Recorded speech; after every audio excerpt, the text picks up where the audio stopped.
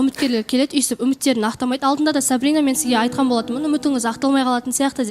Негізі бізді негізі көп іздейтін адамдар да бар екен.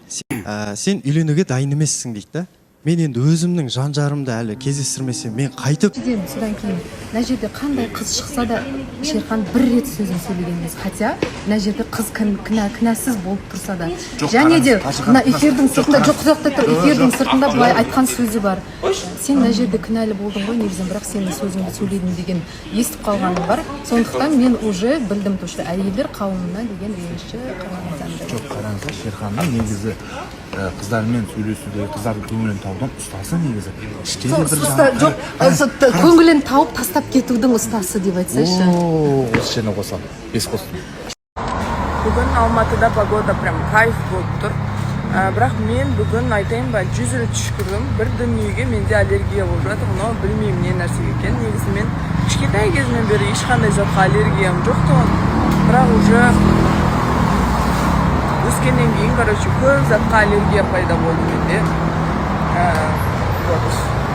Бүгін менде осындай макияж, осындай бір жерге келдім.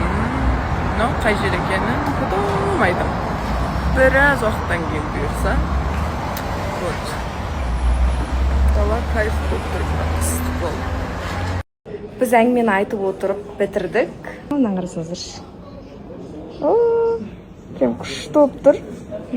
Өзіме прям қатты ұнады, прям кайф. Екеуміз деген кәдімгі әңгімені айтып отырып қалай біткенімізді байқамай қалдық. Қанша уақыт қол аяқ жасап біткенше кәдімгі терапия болды. Бір-бірімізге мотивация беріп, Айдана ханыммен ой әңгімені бұл кісі күшті айтады. Мен уже подругам сияқты болып кетті ғой.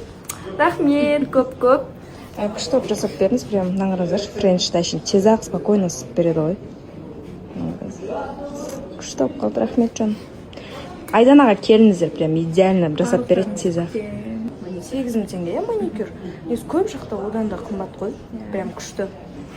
Қанша ой еще 1,5 ай жүре берем ғой мен. Я помню, Балиға барған кезінде де біраз жүрді ғой, байғұс өзім кесіп бүйтіп қатты ұзын болып кеткен кейін ғана кесірім. Қазір енді осындай жасатып жүрмін. Бұрын қатты ұзын болып наращивание жасататын едім. Қазір осындай.